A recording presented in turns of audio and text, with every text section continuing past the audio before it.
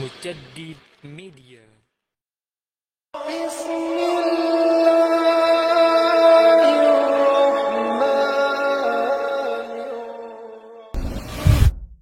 Ma'asyiral muslimin yang dimuliakan Allah Subhanahu wa taala. Nabi sallallahu alaihi wasallam ketika diangkat menjadi nabi dan rasul, Allah Subhanahu wa taala memberikan waktu terbaik atau zaman terbaik dari seluruh zaman-zaman setelahnya. Karena itu berdasarkan sabda Nabi sallallahu alaihi wasallam, khairun nas qarni, sebaik-baik zaman adalah zamanku. Artinya kita akan bercerita tentang masa ataupun zaman terbaik yang pernah ada dalam Islam. Itulah zaman di mana hidupnya Nabi sallallahu alaihi wasallam dan juga para sahabatnya. Bagaimana kisah kelahirannya? Bagaimana kisah diangkatnya menjadi nabi dan rasul? Bagaimana kisah dakwahnya? Bagaimana kisah Isra dan Mi'rajnya? Kemudian hijrahnya sampai peperangannya dan diakhiri dengan wafatnya Nabi sallallahu alaihi wasallam. Tentu ini memerlukan waktu, jadi saya minta sabar. Malam ini cukup panjang ceritanya. Ma'asyiral muslimin yang dimuliakan Allah Subhanahu wa taala. Nabi sallallahu alaihi wasallam mendapatkan gelar Abul Qasim, diambil dari putra terbesar beliau, Qasim ibn Muhammad ibn Abdullah. Anak laki-lakinya banyak, diantaranya Abdullah dan juga Ibrahim. Tetapi Qasim menjadi kunyah Rasul, sampai-sampai Nabi SAW mengatakan, barang siapa yang berpuasa di hari yang diragukan, 1 atau 2 hari sebelum masuknya Ramadan, kata Nabi SAW, faqad asa Abul Qasim, maka dia telah bermaksiat kepada Abul Qasim, maksudnya Nabi SAW. Nabi SAW terlahir dari keluarga yang suci, mulai dari ayahandanya, kakeknya, buyutnya, sampai kepada Adam. Tidak ada yang berzina. Kata Nabi SAW, kharajtu min nikahin, aku keluar dari keturunan nenek moyang yang semuanya menikah. Walam akhruj min sifahin min waladi Adam ila an waladani abi wa ummi, dan aku tidak pernah keluar dari sperma yang hina sejak zaman Adam sampai ibu bapakku melahirkan aku. Artinya secara nasab Rasul itu terpelihara. Dan kita tahu bahwa Nabi SAW adalah orang terbaik dari kabilahnya. Nabi mengatakan, innallaha astafa kinanatan min waladi Ismail, sesungguhnya Allah Subhanahu wa taala telah memilih Kinanah, anak terbaik dari turunan Ismail. Wastafa Quraisyan min Kinanah, dan Quraisy adalah turunan terbaik dari kabilah Kinanah. Wastafa min Quraisyin Bani Hashim, dan Bani Hashim adalah turunan terbaik dari kabilah Quraisy. Wastafani min Bani Hashim, dan saya orang terbaik dari kabilah Bani Hashim. Artinya secara nasab, secara kabilah dan keturunan, Rasul itu bukan orang biasa, tapi orang yang terkenal kemuliaannya dari turun-temurun. Adapun nasab Nabi SAW ma'ruf, orang tuanya namanya Abdullah ibnu Abdul Muttalib, ibundanya namanya Aminah bintu Wahb. Adapun paman-pamannya di sana ada Abbas, ada Hamzah, ada Zubair, ada Muqawwim, ada Al-Harith, ada Ghaidak, Qutham, Abdul Ka'bah, kemudian Jahal atau disebut dengan Al-Mughirah, termasuk juga Abu Lahab dan Abu Talib. Itu paman-pamannya. Tetapi yang hidup sampai diutusnya Nabi dan Rasul itu cuma 4. Yang 2 beriman dan 2 kafir.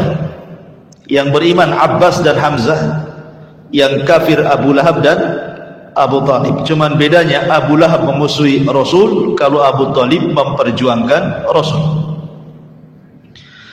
Ini paman dari bapak maksudnya. Adapun paman dari ibu, tidak dikenal Nabi SAW punya paman dari ibu kecuali Abdu Yaghuth ibn Wahab. Dan Nabi SAW pernah berbangga dengan Sa'ad ibn Abi Waqqas dan mengatakan, hadza khali falyurini imru'un khala. Inilah paman dari arah ibuku, maka mana paman kalian, kata Rasul. Membanggakan siapa? Sa'ad ibn Abi Waqqas, satu di antara 10 sahabat yang dijanjikan masuk surga. Ma'asyiral muslimin yang dimuliakan Allah Azza wa Jalla, ketika Abdullah ayahanda Nabi SAW berusia 18 tahun, ada yang mengatakan 15 tahun, maka ayahnya kemudian menikahkan dengan Aminah bintu Wahb. Artinya orang dulu itu menikah muda-muda, tidak harus menunggu 25 tahun kayak orang sekarang ya, atau sampai yang jadi lampu gitu ya, sampai kuliah lama-lama nggak mau kawin juga habis kuliah itu. Kadang-kadang nunggu cari kerja, sudah kepala 4 baru sibuk cari pasangan. Ya sudah bujang lampu lah kan ya, sudah tua gitu ya, jadi kakek-kakek punya anak bayi jadinya nantinya. Jadi Abdullah ini menikah dengan Aminah di usia, ada yang mengatakan 18 tahun, ada yang mengatakan 15 tahun. Lah kemudian ketika mengandung Rasul kita Muhammad sallallahu alaihi wasallam, dikatakan kepada Aminah, innaka qad hamalti bi sayyidati hadhil ummah. Sesungguhnya engkau telah mengandung seseorang yang akan menjadi pemimpin umat ini. Fa idza waqa'a 'alal ardi faquli u'idzuhu bil wahid min syarri kulli hasid. Nanti kalau melahirkan anakmu, jangan lupa kau mengatakan, aku berlindung kepada zat yang satu dari setiap kejelekan orang-orang yang hasad kepadanya.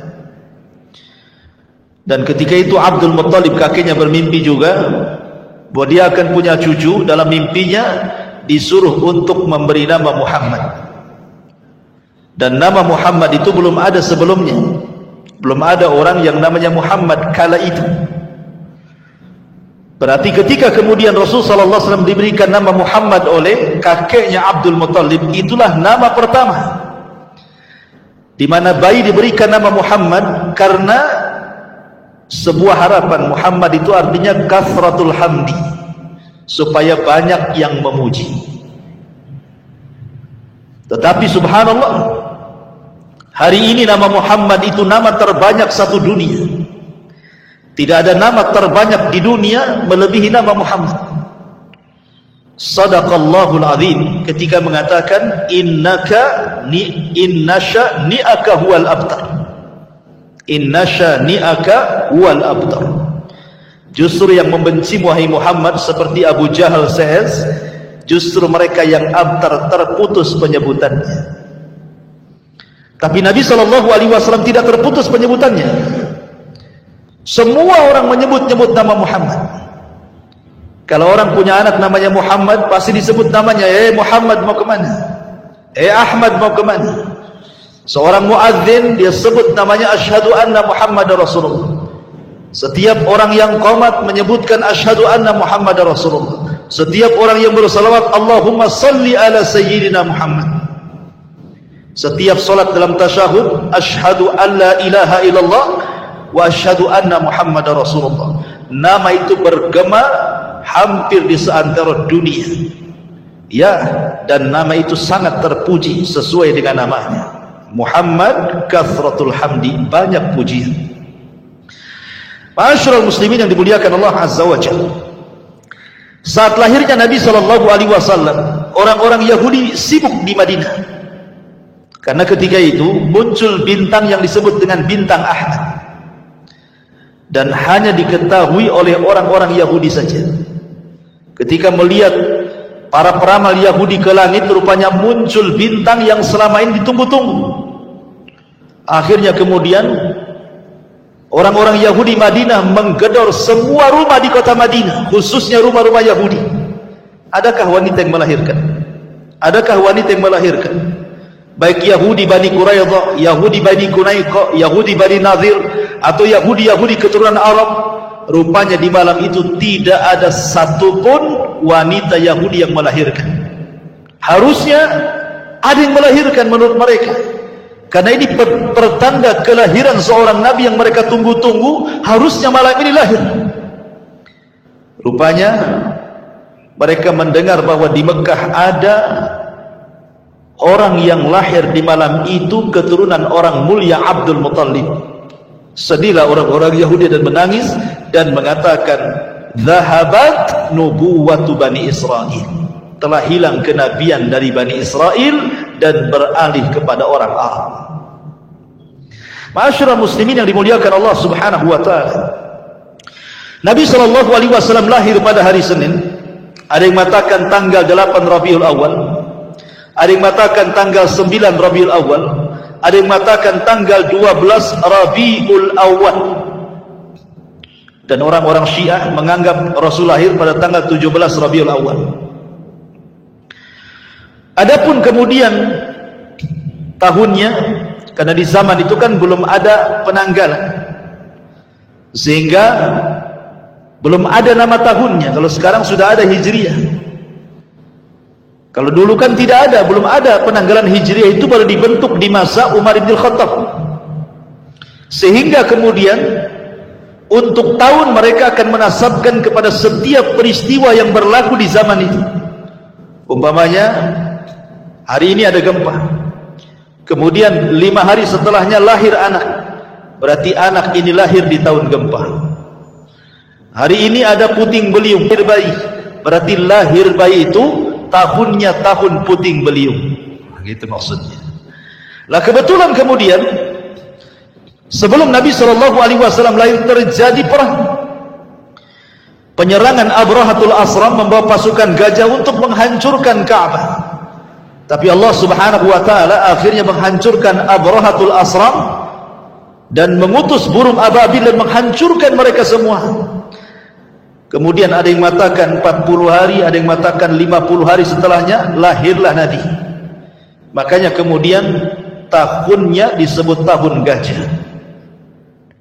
8, 9 atau mungkin 12 Rabiul Awal, tahun gajah. Nah, begitu. Ma'asyiral muslimin yang dimuliakan Allah Subhanahu wa taala.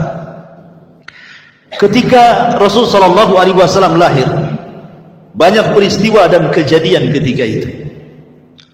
Walaupun sebagian riwayat hampir semuanya lemah, tapi masalahnya dicantumkan di banyak kitab-kitab sejarah. Seperti ketika Nabi sallallahu alaihi wasallam lahir, muncul bintang Ahmad yang sudah diketahui orang-orang Yahudi yang sudah saya katakan tadi. Kemudian juga api Majusi yang beratus-ratus tahun mereka menyembahnya tidak pernah padam, tiba-tiba padam saat kelahiran Rasul. Kemudian 14 tiang istana Persia tiba-tiba roboh karena di saat kelahiran Nabi sallallahu alaihi wasallam. Ma'asyiral muslimin, termasuk juga tiba-tiba langit kemudian tidak bisa ditembus oleh syaitan dan jin, dijaga oleh Allah Subhanahu wa taala karena kelahiran Nabi sallallahu alaihi wasallam. Dan banyak keanehan, tetapi ada satu keanehan yang disebutkan Nabi sallallahu alaihi wasallam sendiri. Dia menceritakan saat dia lahir terpancar cahaya yang terbentang antara barat dan timur. Seolah-olah cahaya itu menandakan bahwa orang ini kelak akan menguasai barat dan timur. Itulah Nabi sallallahu alaihi wasallam. Ma'asyiral muslimin yang dimuliakan Allah Subhanahu wa taala, ketika Nabi SAW lahir, yang pertama menyusui adalah tentunya Aminah. Tapi karena air susunya kurang bagus, akhirnya kemudian disusukan oleh salah seorang budaknya Abu Lahab namanya Thuwaibah. Ketika kemudian Suwaibah menyusukan atau menyusui Nabi SAW menjadi ibu susuannya Nabi, Abu Lahab, Suwaibah. Lihat, pertama kelahiran Rasul, Abu Lahab itu senang.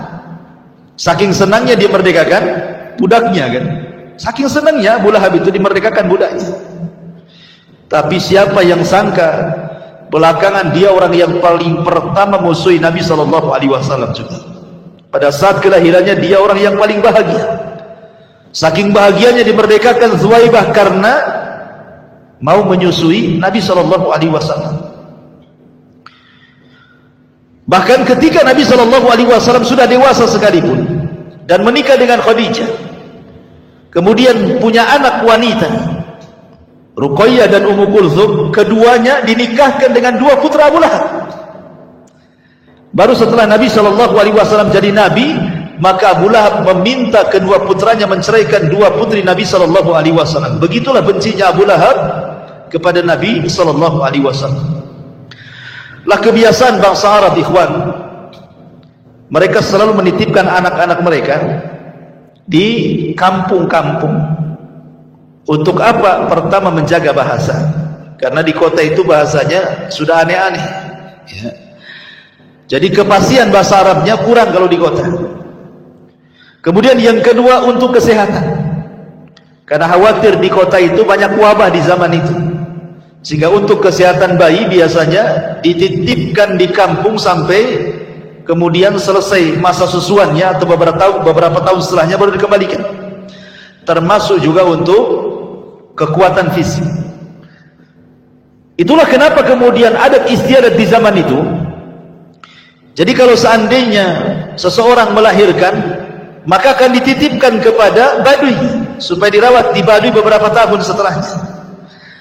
Nah, saat kelahiran Nabi SAW begitu juga, sama banyak wanita-wanita dari Arab Baduy, khususnya dari Bani Sa'diyah yang ketika itu memang terkenal wanita-wanitanya pandai mendidik ya.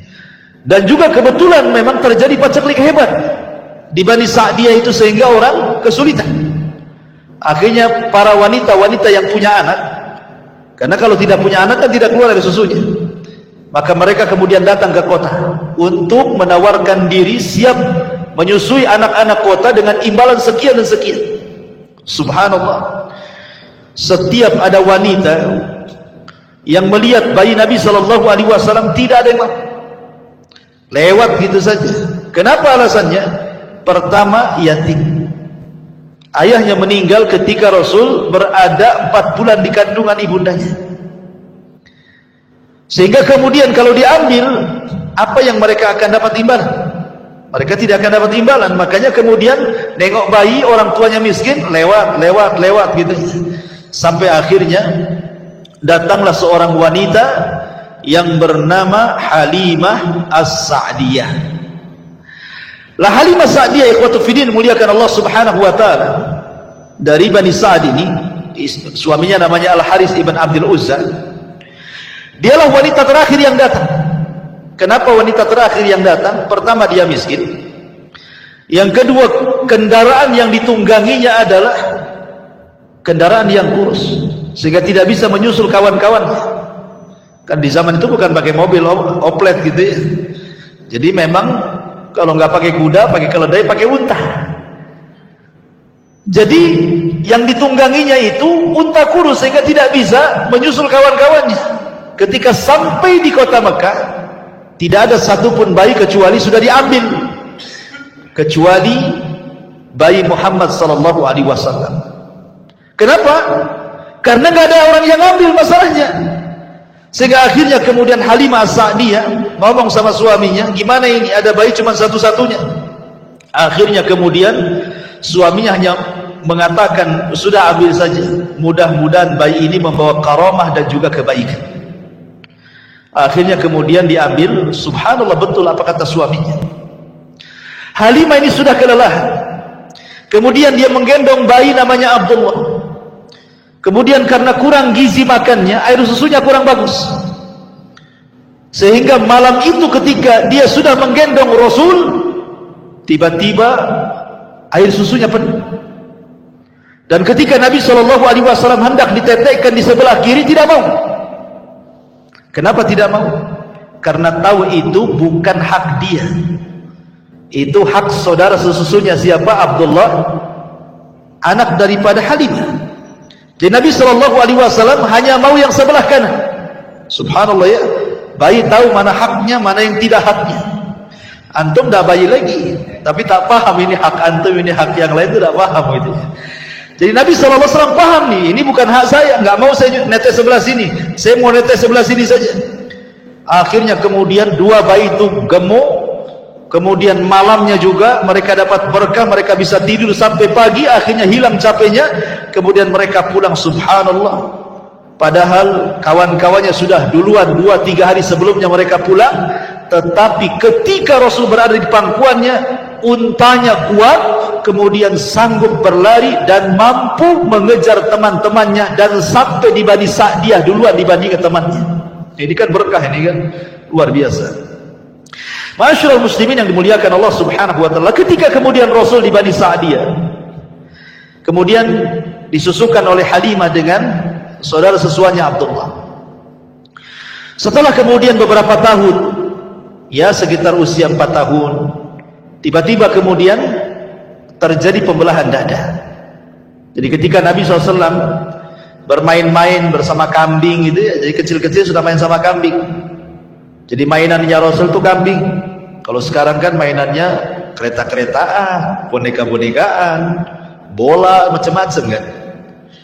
Jadi Rasul itu yang main dengan kambing itulah, bersama saudara sesuannya Abdullah. Tiba-tiba kemudian datang 2 malaikat, kemudian memegang Rasul, membelah dada Rasul, mengambil jantung Rasul, kemudian meletakkan di bejana emas. Di situ ada air Zam-Zam, kemudian dibersihkan dan dimasukkan kembali, kemudian dijahit kembali, dan itulah operasi pertama di dunia. Karena di zaman itu belum ada peralatan ya. Akhirnya kemudian ketahuan oleh Halimah bekas jahitannya. Apalagi kemudian anaknya kemudian dengan polosnya menceritakan kejadian itu. Ketakutanlah Halimah, akhirnya kemudian mengembalikan Rasul kepada Aminah ibundanya, dan mengatakan kepada Aminah, saya hendak mengembalikan putramu wahai ibunda Aminah, saya takut putramu kena jin gitu. Tetapi Aminah mengatakan, jangan takut dari jin, karena bayi ini saat dilahirkan terpancar cahaya begini dan begitu, kemudian diceritakan mimpinya. Kemudian kata Halimah, kalau begitu kembalikan kembali, biar dia bersamaku kembali. Akhirnya dibalikan lagi ke Bani Sa'diyah sampai usianya 6 tahun. Ketika sudah 6 tahun, namanya ibundanya kan, berpisah dengan anaknya 6 tahun, tentu sangat rindu. Makanya oleh Halimah kemudian di usia 6 tahun dibalikkan Nabi SAW ke pangkuan ibundanya. Akhirnya kemudian ketika di pangkuan ibundanya, Aminah ingin mengajak Rasul kecil ke Madinah dalam rangka ziarah kuburan ayahandanya Abdullah, karena ayahandanya meninggal di Madinah karena terkena wabah Yathrib ketika itu. Jadi ayahandanya terkena wabah. Ya kalau zaman sekarang ya macam corona lah ya. Akhirnya sakit-sakit 1 bulan, kemudian meninggal saat perjalanan dari Mekah hendak berniaga ke Syam. Sakit 1 bulan di Madinah, kemudian akhirnya wafat. Lah kemudian Aminah ini ingin berziarah, kemudian berziarahlah ke Madinah setelah melihat kuburan ayahandanya Nabi SAW dan menginap beberapa malam di Madinah. Maka kemudian pulanglah Aminah bersama Rasul kecil dan juga budaknya namanya Ummu Aiman. Tapi sayang di antara Mekah dan Madinah ada satu tempat namanya Abwa. Rupanya Aminah sakit parah dan Allah takdirkan meninggal di Abwa. Subhanallah, Rasul menjadi yatim dari 2 arah. Bapaknya meninggal, ayahandanya juga meninggal. Bahasa kita ya, yatim piatu gitu. Kalau bahasa Arab nggak ada piatu, yang ada yatim saja. Lah akhirnya kemudian Ummu Aiman membawa Rasulullah SAW pulang dan dititipkan di kakeknya Abdul Muttalib. Tapi sayang, hanya 2 tahun Abdul Muttalib merawat Nabi SAW ketika usia Rasul 8 tahun. Abdul Muttalib pun kemudian meninggal dan pupus usia.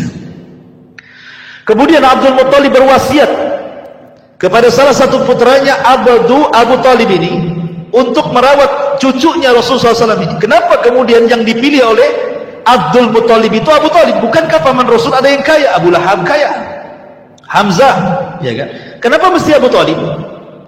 Karena Abu Talib ini adalah saudara kandung dari Abdullah. Karena Abdul Muttalib itu banyak istrinya, ya. Jadi anak-anaknya itu satu bapak banyak lain ibu. Lah yang satu kandung dengan ayahnya Rasul Abdullah adalah Abu Talib. Sehingga kedekatan kepada Abdullah karena satu kandung tentu lebih dekat dibandingkan saudara seibu lainnya. Makanya Abdul Muttalib menitipkan Rasul kepada Abu Talib, berwasiat untuk dirawat. Lah sejak itulah maka Nabi SAW berada di pangkuan Abu Talib sampai menikah, bahkan sampai diangkat menjadi Nabi dan Rasul, bahkan sampai berdakwah, yang kemudian meninggal saat pengepungan orang-orang Quraisy kepada Bani Hashim. Itu pun beberapa tahun sebelum hijrah Nabi SAW. Ma'asyiral muslimin yang dimuliakan Allah Azza wa Jalla. Kemudian ketika Nabi SAW berada di rumah pamannya, karena memang Abu Talib itu paling miskin sendiri, anaknya banyak pula, sudah miskin anaknya banyak.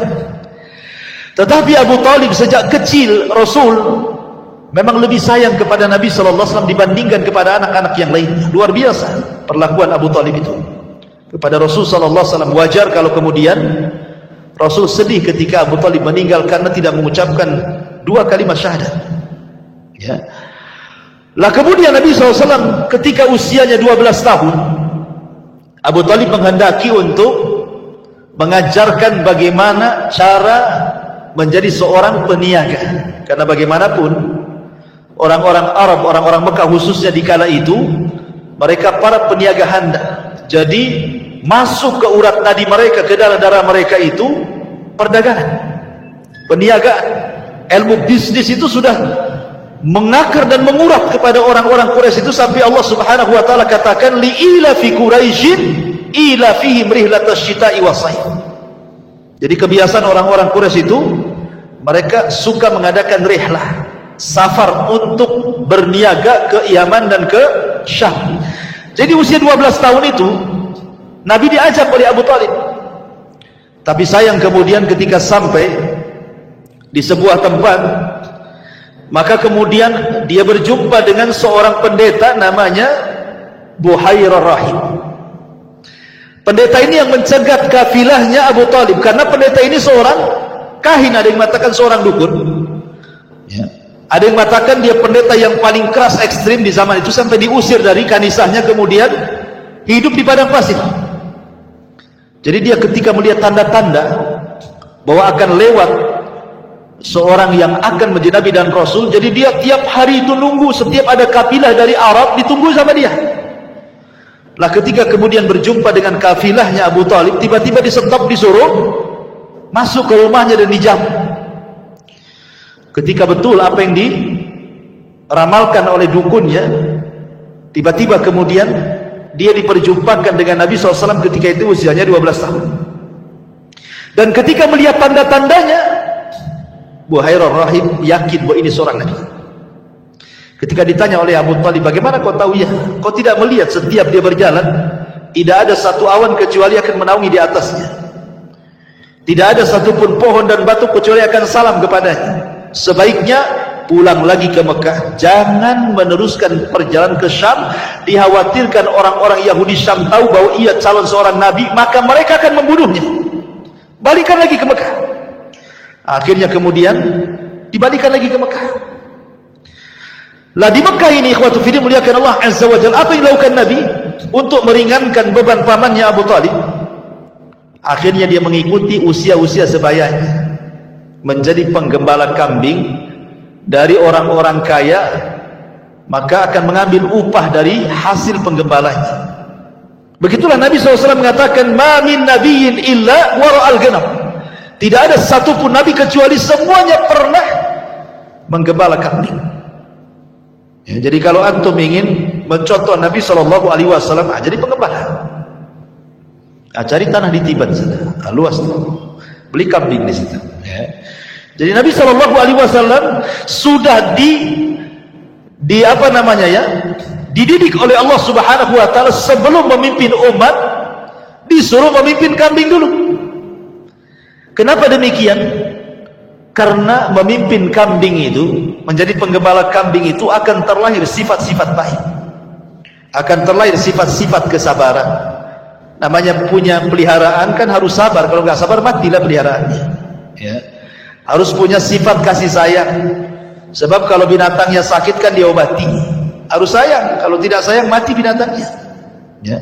Harus punya sifat keberanian, karena kambing ini selalu diterkam serigala. Artinya dia harus melawan serigala supaya serigala jangan makan kambing, gitu ya. Kemudian juga ada sikap kelembutan.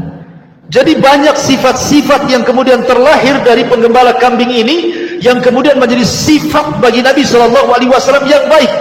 Itulah kemudian sifat-sifat itulah yang kelak akan memimpin umat. Ya. Jadi luar biasa ya. Jadi penggembala itu ada faedah dan manfaatnya.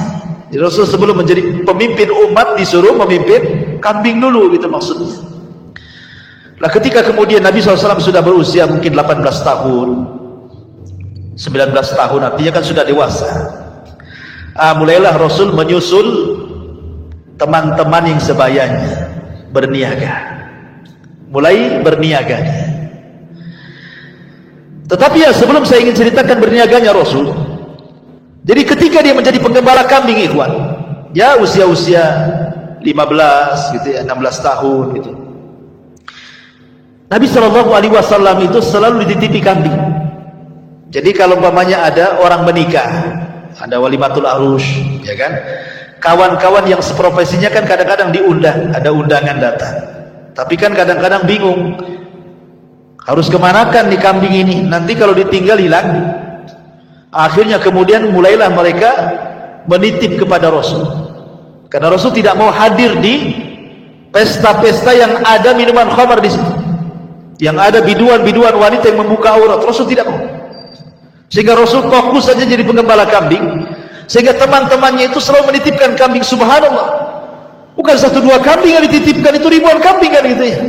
Akan tetapi apapun yang dititipkan kepada Rasul, tidak ada yang hilang, tidak ada yang sakit, justru kambingnya makin gemuk. Sehingga kemudian teman-temannya menjuluki Rasul sebagai Shadiqul Amin.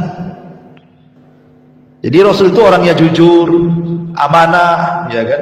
Itu sejak menjadi penggembala itu kawan-kawannya selalu memuji Rasul, sehingga akhirnya kemudian tersebarlah sifat ini kepada teman-teman yang lainnya yang bukan sebagai penggembala kambing. Makanya kenapa Nabi SAW walaupun sudah diangkat jadi Nabi dan Rasul, akhirnya orang-orang musyrik pun masih menitipkan barang kan sama Nabi. Bahkan rumahnya Rasul Khadijah itu menjadi penitipan barang. Atau mungkin kalau sekarang disilahkan bank syariat pertama lah, ya. Rasul itu membuat bank syariat pertama karena rumah Khadijah itu jadi wadah tempat penitipan barang. Ya. Akhirnya kemudian ketika kemudian Rasul beralih profesi dari penggembala akhirnya jadi pedagang, lah mulailah kemudian makin harum namanya. Bagaimana kejujurannya dalam berniaga, bagaimana supelnya, bagaimana akhlaknya, bagaimana kejujurannya, dan begitu seterusnya, sehingga terdengar kepada seorang wanita tajirah, wanita miliarder, Khadijah bintu Khuwailid, wanita suci yang sudah menutup auratnya, padahal di zaman jahiliyah terbiasa buka aurat, tapi Khadijah sudah pakai jilbab. Makanya kenapa orang-orang Arab apabila keluar masuk rumah Khadijah mereka mengatakan, aku masuk ke rumah wanita suci dan keluar dari wanita suci. Itulah ucapan orang-orang jahiliyah kepada Khadijah. Dakhaltu minat tahirah wa kharajtu minat tahirah. Mereka mengatakan seperti itu. Aku masuk ke rumah wanita suci, keluar pun dari wanita suci. Karena sudah menutup auratnya walaupun belum masuk Islam, Nabi aja belum diutus. Ya. Akhirnya kemudian cobalah Khadijah melobi Nabi SAW untuk berniaga dengan dia dengan cara sistem mudharabah. Mudharabah itu artinya Khadijah yang punya modal, Rasul yang memainkan modalnya. Maka setelah kemudian beberapa kali kemudian berniaga menggunakan harta Khadijah dan selalu mendapatkan keuntungan besar. Khadijah makin penasaran. Akhirnya kemudian Khadijah mengirim gulamnya, budaknya namanya Maisarah. Maisarah, sekali-kali kau temani Muhammad itu berniaga ke Syam. Catat segala sesuatu peristiwa yang terjadi, baik sebelum berjalan, baik di tengah perjalanan, baik ketika sampai di Syam, baik ketika berniaga, kemudian pulangnya dan sampai lagi ke Mekah. Jangan ada yang terlewatkan catatannya. Akhirnya Maisarah pun mengikuti apa yang disarankan Khadijah. Sepanjang jalan diperhatikan oleh Maisarah itu. Dan luar biasa Maisarah mencatat bagaimana akhlak yang tinggi daripada Rasul SAW dan keajaiban-keajaiban selama perjalanan. Termasuk batu mengucapkan salam, pohon mengucapkan salam, awan kemudian menaungi Rasul. Sampai akhirnya dia berjumpa dengan seorang pendeta, dan pendeta mengatakan bahwa temanmu ini bukan orang biasa. Dia pasti jadi seorang nabi katanya. Makin yakin lagi Maisarah ini ketika pulang ke Mekah diceritakan kepada Khadijah. Dari situlah kemudian tertanam benih-benih cinta Khadijah kepada Rasul sallallahu alaihi wasallam dan meminta kepada Nafisah, saudarinya untuk menanyakan kepada Nabi sallallahu alaihi wasallam kesiapan dia mau enggak menikah dengan Khadijah. Tapi Nabi sallallahu alaihi wasallam orang beradab. Dia tidak lantas mau enggak kayak gitu. Itu antum itu kayak gitu. Ya, apalagi perantau, ya kan? Susah di Batam. Tahu-tahu ada janda kaya, cantik, rumahnya megah, pengusaha, ngelamar antum pula. Saya yakin antum nggak usah menganggukkan. Besoklah kita jadi. Itu. Artinya bahwa Nabi SAW itu beradab, tidak langsung mengiyahkan apa yang dikatakan Nafisah. Dia mengatakan tunggu dulu, saya punya orang tua, maksudnya Abu Talib. Saya akan tanya dulu. Akhirnya kemudian Rasul bertanya kepada Abu Talib, boleh nggak saya menikah dengan Khadijah? Kalau kata Abu Talib jangan, tidak. Kalau kata Abu Talib iya. Itulah seorang baktinya Nabi SAW kepada Abu Talib, karena dia tahu siapa Abu Talib, ayah angkatnya, dan Abu Talib sudah menganggap dia putranya. Sebagaimana ketika sebelumnya juga dia ditawari oleh Khadijah untuk berniaga, dia pun tidak langsung mengiyahkan mau ngambil modalnya Khadijah. Tanya dulu Abu Talib kan itu, boleh nggak saya bekerja sama dengan Khadijah? Kalau boleh main, kalau tidak tak jadi kan itu ya. Jadi tetap Rasul itu birrul walidain dengan pamannya, dengan Abu Talib. Subhanallah, ketika Abu Talib mendengar dia dilamar atau dipinang Khadijah, senang. Kemudian mengatakan, ya Khadijah wanita baik-baik. Kemudian disitulah terjadi pernikahan antara Rasul dan juga Khadijah. Inilah pernikahan pertama di tengah-tengah jahiliyah, di mana ada seorang laki-laki menghormati seorang wanita dengan mahar yang tinggi.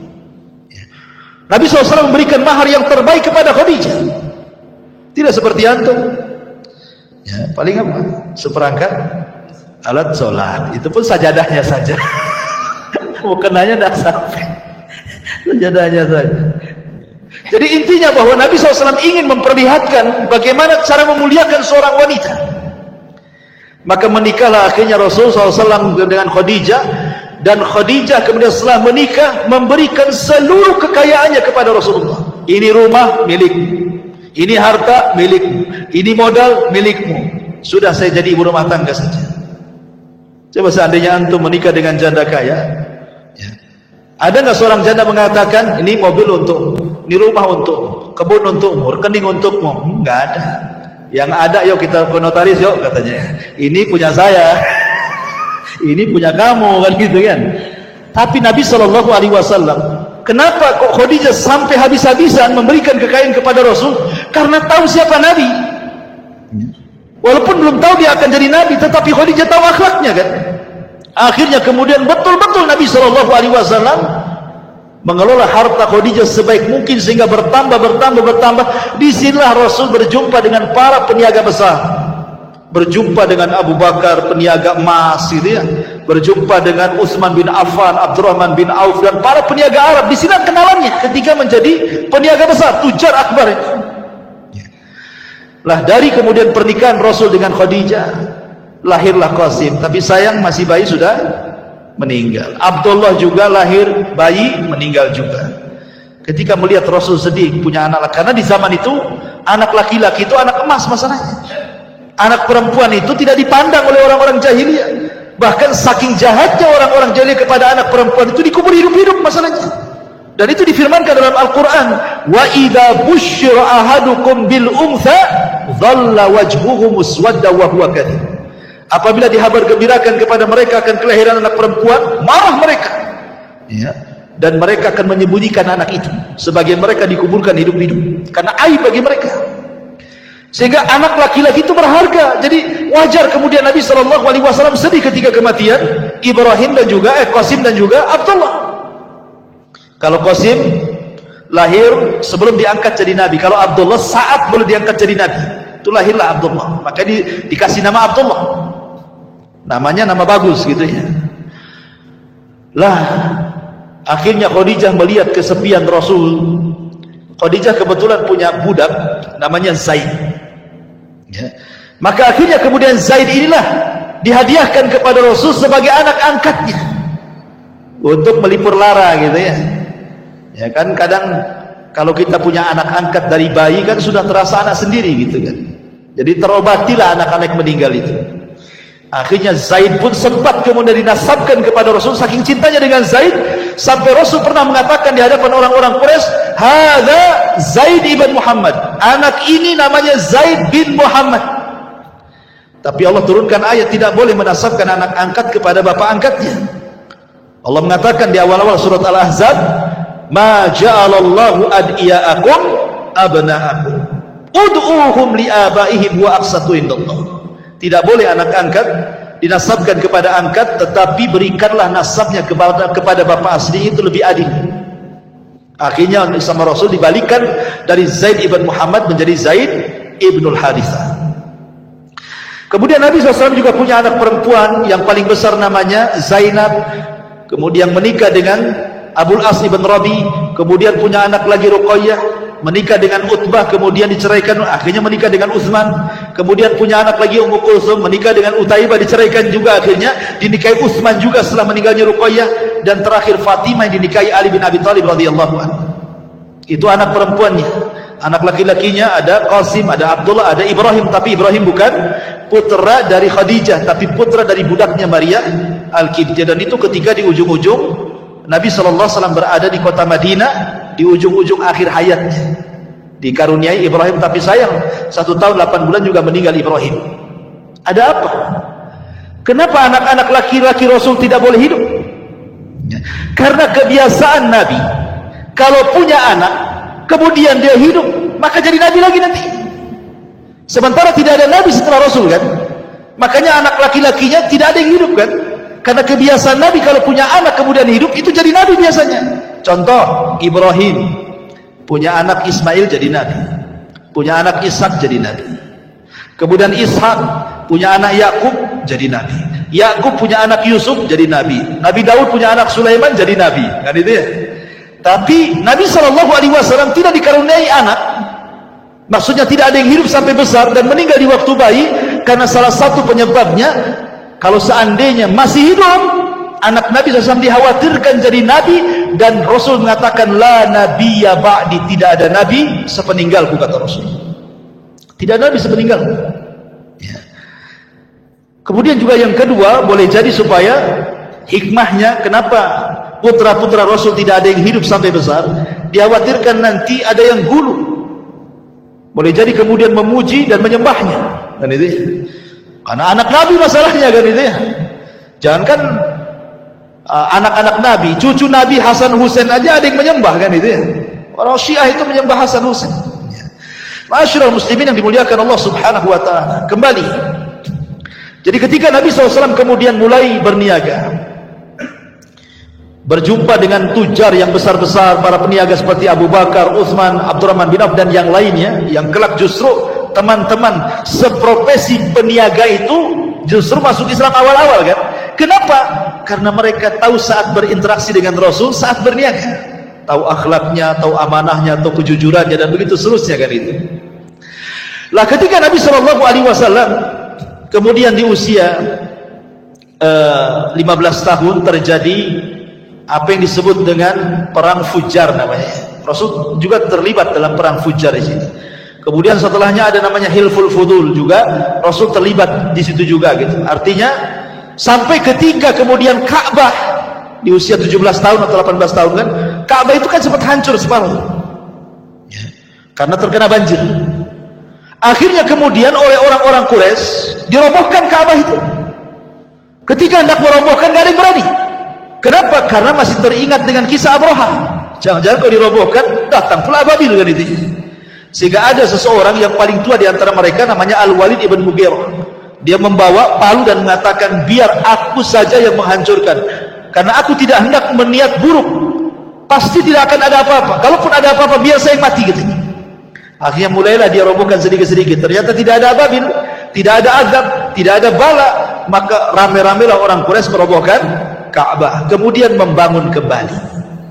Masalahnya, sejahat-jahatnya orang-orang kafir Quraisy, ketika membangun Ka'bah tidak mau mereka menggunakan dana haram. Tak mau hasil togel, tak mau. Hasil judi tak mau. Ya, pokoknya hasil-hasil yang haram korupsi itu tak mau. Betul-betul harta halal gitu ya. Karena hartanya harta halal sehingga tidak banyak. Karena tidak banyak itulah akhirnya bangunan Ka'bah tidak sempurna. Yang tadinya segi panjang bangunan Ibrahim itu, ya kan? Akhirnya cuman separuh jadi kotak. Jadi separuhnya dibuat lingkaran pakai tembok gitu ya. Kan kita lihat kalau gambar Ka'bah begini, di sini ada tembok melingkar kan, itu namanya Hijr Ismail. Dulu masuk itu di dalam tuh. Tapi karena kurang dana terpaksa dikeluarkan dan ya hanya separuh saja yang dibangun kan itu. Walaupun sempat kemudian di zaman Abdullah ibn Zubair dimasukkan, tapi dihancurkan lagi di zaman Abdul Malik ibn Marwan. Intinya bahwa Rasul ikut juga kemudian membangun Ka'bah ini. Lah ketika peletakan Hajar Aswad itu yang kemudian banyak masalah.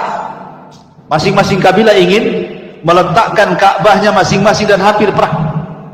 Tapi kemudian akhirnya orang bijak mereka mengatakan, tunggu, yang berhak memindahkan itu orang yang keluar dari sana gitu.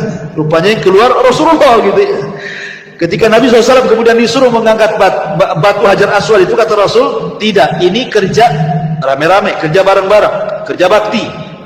Sebaiknya ambil kain, kemudian diletakkan di atas kain itu, masing-masing kabilah megang ujungnya. Akhirnya semua kabilah mengangkat Hajar Aswad dan meletakkan di situ. Lihat bagaimana Rasul bisa menyatukan umat saat itu padahal belum diangkat jadi Nabi dan Rasul.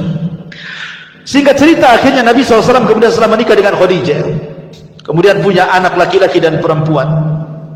Kemudian Nabi SAW betul-betul di puncak popularitas, di puncak karir, kekayaannya makin melimpah gitu ya, persahabatannya makin luas. Karena juga bagaimanapun namanya seorang peniaga itu akan lebih banyak relasi dibandingkan bisnis yang lain, karena dia kan kesana kemari gitu ya. Lain dengan orang PT, ya sesama PT aja dikenal, ya kan. Orang kantor ya sesama kantor aja. Kalau peniaga walaupun jual es cincau kemana-mana kenal orang semua, kenal, masuk gang sana gang sini semua dimasuki dia. Jadi pedagang itu lebih luas ya jangkauannya gitu. Lah ketika di usia Nabi SAW ke 37 tahun, itu di puncak karir beliau, betul-betul sudah kaya raya. Apalah yang dikehendaki Nabi coba? Istri cantik, soleha, kaya, taat, anak banyak, kekayaan melimpah, orang-orang memuji dia Shadiqul Amin. Apa yang dicari manusia? Ini yang dicari kita ya. Kalau antum jadi orang kaya, semua orang muji antum ya. Antum punya istri cantik, anak-anak banyak, bisnis lancar, apalagi yang antum cari? Paling antum cari kawin lagi. Kalau laki-laki kan itu ya. Apalagi antum cari kalau nggak kawin lagi. Akhirnya kemudian Nabi SAW sudah mulai bosan dia melihat kondisi orang-orang Quraisy ini kok makin rusak, setiap hari makin rusak. Minum khamr di mana-mana, main perempuan di mana-mana, akidahnya penyembah berhala, begitu seterusnya, pokoknya rusak serusak-rusaknya. Jadi Nabi SAW mulai berpikir, mulailah dia tahannut, mulailah dia menyendiri, menyingkir dari manusia. Kadang-kadang ke Muzdalifah, kadang-kadang ke Mina, ya, kadang-kadang ke tempat-tempat, pokoknya jauh dari manusia, ingin tafakur. Sampai pada waktunya 6 bulan sebelum diangkat jadi Nabi dan Rasul, tiba-tiba Rasul selalu bermimpi. Mimpinya itu aneh, karena malamnya mimpi, nanti beberapa hari jadi kenyataan. Nanti mimpi lagi, beberapa hari jadi kenyataan. Jadi tidaklah Rasul mimpi kecuali jadi kenyataan mimpinya. Akhirnya kemudian ketika tepat di usianya 40 tahun, Nabi SAW kemudian naik ke atas ketinggian, di mana Mekah itu di bawahnya. Disitulah ada gua yang disebut dengan Gua Hira. Dari gua itu Rasul melihat Mekah itu di bawahnya. Seolah-olah gua itu memiliki makna hissi dan juga makna maknawi. Makna hissi artinya Nabi SAW secara fisik naik ke atas dan dia akan dilebihkan dari semua manusia yang ada di bawahnya. Dan makna maknawi artinya dakwah dia akan meliputi semua yang ada di bawahnya. Ya. Maka Nabi SAW mulailah kemudian masuk ke dalam gua itu tepat di bulan Ramadan, membawa bekal selama 1 bulan, tidak pernah keluar dari gua itu, tafakur saja. Ya, tafakur. Rupanya tepat di tanggal, atau ada yang mengatakan di tanggal 17 Ramadan, ya. Tetapi yang betul adalah di tanggal-tanggal ganjil di akhir-akhir Ramadan, entah 21, entah 23, entah 25, entah 27, entah 29, pokoknya di tanggal-tanggal ganjil di bulan Ramadan. Tepat di waktu subuh datang Jibril. Dan sebenarnya kedatangan Jibril sudah dimimpikan Nabi, makanya Nabi tidak kaget gitu ya. Datang Jibril dalam bentuk manusia yang ganteng, yang rapi, yang bersih, yang harum. Tiba-tiba datang, kemudian salaman, kemudian memeluk Nabi. Kemudian kata Jibril, "Iqra ya Muhammad." Baca wahai Muhammad. Nabi SAW memahami Iqra itu artinya membaca tulisan. Sementara Rasul tidak bisa menulis, tidak bisa membaca. Makanya Rasul dengan tegas, "Ma'ana biqari," aku tidak bisa baca. Kata Jibril, "Iqra," baca. Kata Rasul, "Ma'ana biqari," aku nggak bisa baca. Sampai 3 kali. Akhirnya Jibril mengatakan, "Iqra bismi rabbikal ladzi khalaq, khalaqal insana min 'alaq, Iqra wa rabbukal akram, alladzi 'allama bil qalam, 'allamal insana ma lam ya'lam." 5 ayat suratul Alaq turun sebagai pengesahan SK didaulatlah Rasul menjadi nabi. Dengan turun 5 ayat surah Al-Alaq berarti resmi dia jadi nabi. Kemudian Nabi SAW setelah peristiwa itu tidak pernah berjumpa dengan Jibril lagi, nggak pernah berjumpa. Dia bolak-balik ke gua, nggak ketemu lagi. Dia bolak-balik ke gua selama 6 bulan, terus setiap bulan dia balik lagi, nggak ketemu lagi dengan orang itu. Sehingga Nabi SAW menyangka bahwa itu adalah jin, setan atau apa gitu kan, karena cuma sekali saja. Akhirnya kemudian setelah 6 bulan lewat, Rasul sudah sesak, itu siapa yang menjumpai saya sebenarnya. Setelah 6 bulan lewat, tiba-tiba kemudian Rasul ketika berjalan ke Gua Hira mendengar ada suara di atas memanggil-manggil, "Ya Muhammad," gitu. "Ya Muhammad," gitu. Rupanya dia tengok-tengok tak ada apa-apa. Rupanya ketika melihat ke atas ada Jibril di atas dalam bentuk aslinya. Kalau tadi ke gua kan dalam bentuk manusia, di langit dalam bentuk asli. Memiliki 600 sayap. Satu sayap terbentang saddal ufuk, dari mulai terbit matahari sampai terbenamnya itu. Satu sayap saja itu. Sehingga seolah-olah kalau kita melihat ke depan sayap Jibril, ke belakang sayap Jibril, samping kiri kanan sayap Jibril, itu baru satu sayap tuh. Demikian besarnya sayap Jibril. Bagaimana Jibrilnya? Itu baru sayapnya. Akhirnya kemudian Rasul pun ketakutan, menggigil dia. Gimana nggak menggigil? Kita saja ketemu ular piton aja menggigil. Ya. Umpamanya antum lagi main-main di got gitu ya, ini di parit-parit sini. Tuh ada ular piton besar gitu ya, 10 meter gitu. Menggigil antum. Ya. Itu baru tengok ular tuh. Gimana lebih daripada ular kan itu? Jadi wajar Rasulullah SAW manusiawi, menggigil dia melihat Jibril dalam bentuk asli itu. Akhirnya dia lari ke rumahnya Khadijah. Sampai di rumah Khadijah dia mengatakan, "Dathiruni, dathiruni ya Khadijah, selimuti aku, selimuti aku." Dia menggigil demam tuh. Kenapa Rasul minta diselimuti? Karena selimut itu biasanya mengurangi rasa takut. Ya kan? Antum kalau ketakutan pasti ambil selimut. Gitu ya. Ngurangilah kan? Ngurangi takut diselimuti itu. Apalagi ada istri dalamnya, makin hilang takut. Jadi Khadijah itu ingin supaya mengurangi rasa takut Nabi. Diambil selimutnya, dia pun masuk ke dalam. Kemudian dirayu Nabi SAW, diingatkan kebaikannya. Kata Khadijah, orang sepertimu wahai suamiku, la yukhzikallahu abada, demi Allah tidak ada yang menghinakan kamu. Apa yang kau lihat peristiwa itu bukan pertanda kau akan dihinakan, tidak. Kau ini orang baik, kau ini kalau ngomong jujur, kau suka menghormati tamu, kau suka nolong orang, nggak akan terjadi apa-apa, kata Khadijah. Kan enak kalau punya istri kayak gitu. Antum sudah kerja, sudah bangkrut, pulang kehujanan, demam, ya. Sampai rumah istri pula, mana bang jatahnya bang, gitu. Bukan ditanya, ya kan, ada uang atau tidak, gitu. Intinya bahwa Khadijah ini berusaha melembutkan hati Rasul, sampai Rasul zahabar rau dalam riwayat, sampai betul-betul hilang takutnya, betul-betul takut. Sampai di sini perjuangan Khadijah memberikan ketenangan kepada Rasul. Tidak, Khadijah bawa Rasul keesokannya kepada siapa? Kepada saudaranya Waraqah ibn Naufal.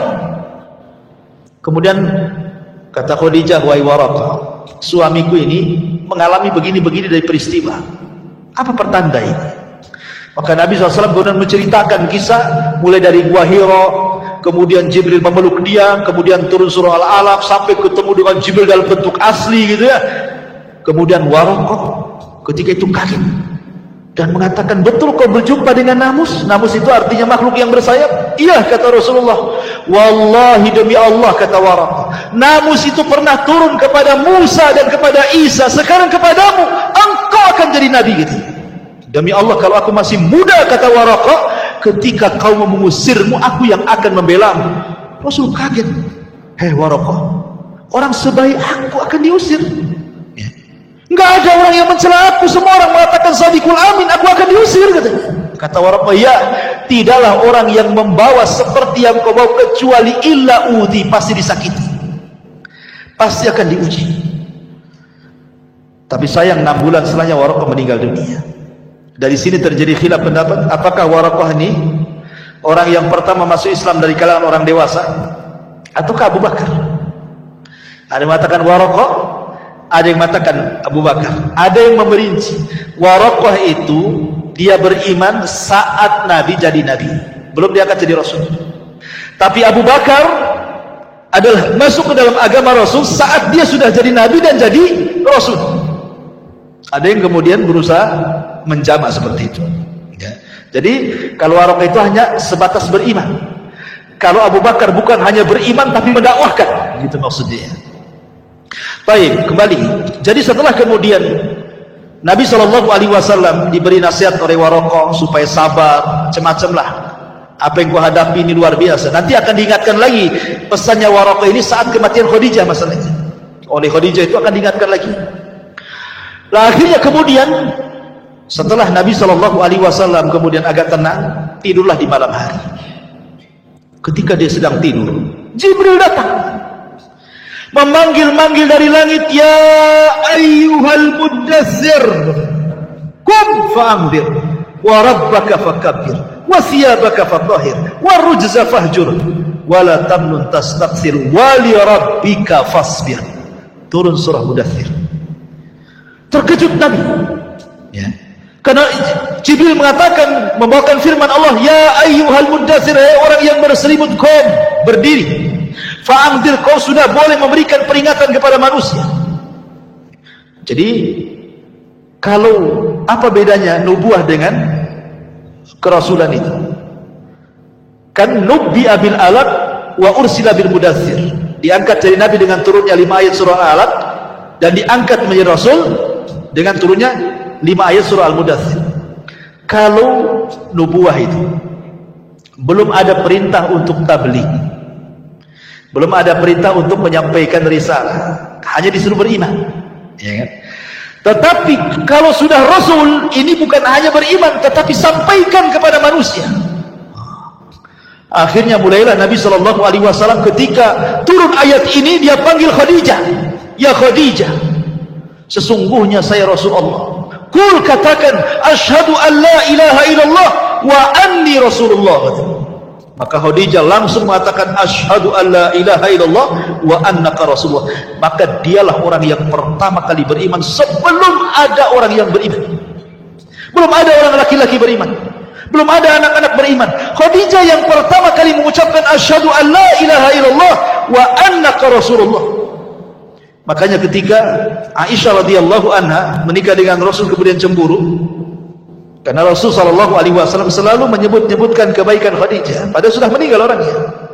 Kata Aisyah, Rasul, kenapa lah kau ini menyebut-nyebut nenek-nenek, maksudnya yang sudah tua. Khadijah sudah tua, sudah meninggal pun di hadapanmu ada gadis cantik. Cemburu Khadijah. Ya.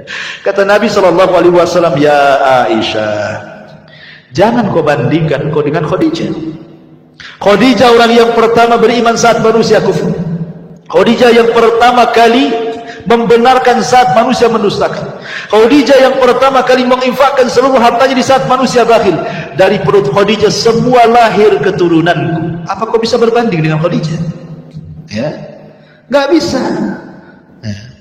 Nggak bisa dibandingkan, kata Nabi SAW, dengan Khadijah itu. Ma'asyiral muslimin yang dimuliakan Allah Subhanahu wa taala. Akhirnya Khadijah pertama yang beriman, diajaknya anak-anaknya. Ya, Ruqayyah, Zainab, semua diajak masuk Islam. Ya. Termasuk kemudian budaknya Zaid ibn Harithah masuk Islam. Termasuk Ali bin Abi Thalib yang ketika itu jadi anak angkat Rasul di usia 10 tahun juga diajak masuk Islam. Artinya Rasul dimulai dari keluarga. Istrinya, anak-anaknya, anak angkatnya, budaknya, semua masuk Islam. Baru kemudian keluar, berjumpa dengan Abu Bakar, akhirnya masuk Islam. Abu Bakar kemudian ngajak Utsman masuk Islam, ngajak Tolha masuk Islam, Abdurrahman bin Auf masuk Islam, Abu Ubaidah bin Jarrah masuk Islam. Akhirnya 10 sahabat yang dijanjikan masuk surga rata-rata Islam di tangan Abu Bakar. Dan itu berlangsung selama 3 tahun, yang disebut dengan dakwah sirriyah, namanya dakwah door to door, sembunyi-sembunyi. Setelah kemudian 3 tahun lewat, maka Nabi SAW diperintah untuk menjaharkan dakwah. Turun ayat, wa anzir ashiratakal aqrabin. Hai Muhammad, peringatkan orang-orang luar dari kerabatmu. Maka Nabi SAW kemudian keesokan harinya bangkit di Bukit Safa. Dia panggil-panggil kerabatnya, hei Bani Hashim, kemari. Semua dipanggil.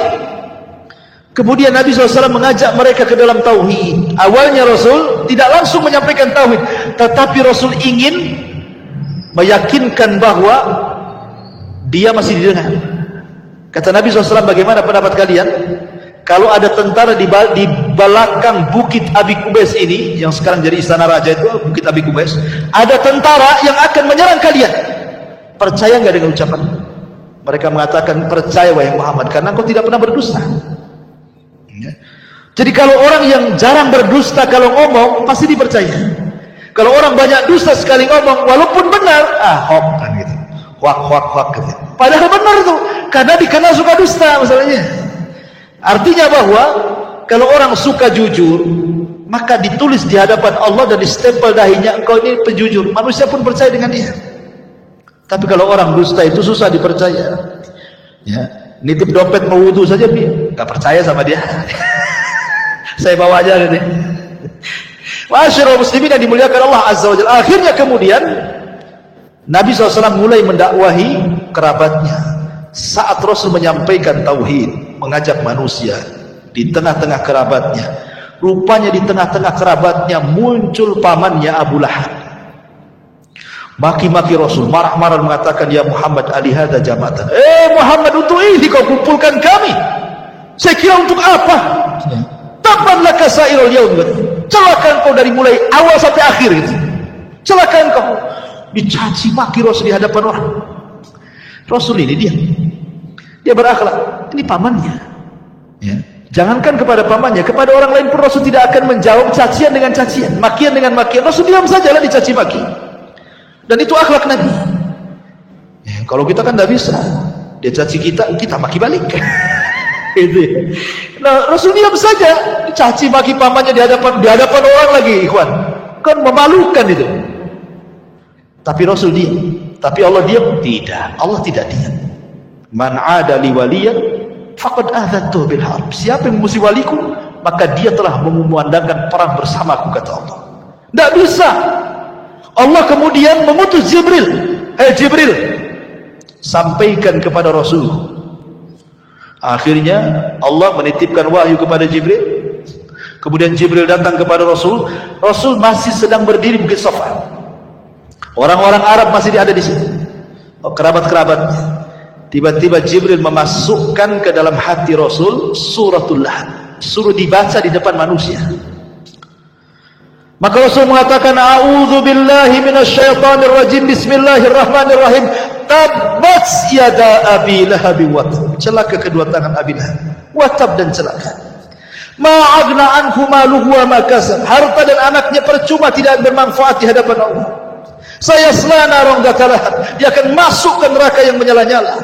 Wa imra'atuhu, istrinya juga sama, Ummu Jamil Arwa bintu Harith itu. Hammalatul hatab, bawa kayu bakar ke sana kemari. Fi jidha belum dimasak. Nanti di akhirat kalung yang dijual untuk musuh Nabi akan diganti dengan kalung sabut kelapa dan akan menyala di lehernya. Orang Arab itu, mereka tidak pernah mendengar Quran. Baru kali itulah mereka mendengarkan Quran. Sehingga mereka menyangka itu syair. Dan mereka terbiasa menghafal syair. Ketika Rasul menyebutkan tabbat yada Abil, karena ini pendek, terekamlah di otak-otak orang-orang yang hadir di situ. Disangkanya Rasul sedang bersyair.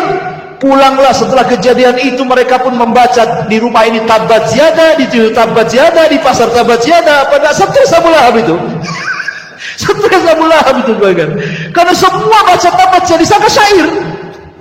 Ya, di mana-mana baca tabbat yada. Subhanallah. Dan Allah Subhanahu wa taala Maha Adil. Karena Abu Lahab yang pertama kali memuji Rasul sebelum ada Abu Jahal dan yang lainnya, Allah letakkan surah Tabbat itu di surat yang paling pendek dalam juz amma. Allah tidak sisipkan di Al-Baqarah, di Al-Imran, nanti jarang orang baca. Ya. Tapi Allah letakkan di surat yang paling pendek di juz amma sehingga orang semua hafal, anak kecil hafal, antum hafal. Ya. Bahkan imam itu tabas terus tuh kalau baca. Seolah-olah Abu Lahab ini dikutuk sampai kiamat tuh sama imam-imam tuh. Coba bayangkan, di al-jaza min jinsil amal nih kan. Balasan itu sesuai dengan amalannya. Akhirnya kemudian Arwa bintu Harbin atau Ummu Jamil kunyahnya mendengar suaminya diejek dengan turunnya surah Alam. Dia kan gak hadir di majelis itu. Marah dia sama Rasulullah SAW. Dibawanya batu. Dicarinya Nabi SAW. Rupanya Rasul sedang duduk bersama Abu Bakar bersender di kiswah Ka'bah. Dari kejauhan kata Abu Bakar, Rasul, ada istrinya Abu Lahab. Ingat, Arwa bintu Harbin bukan orang biasa.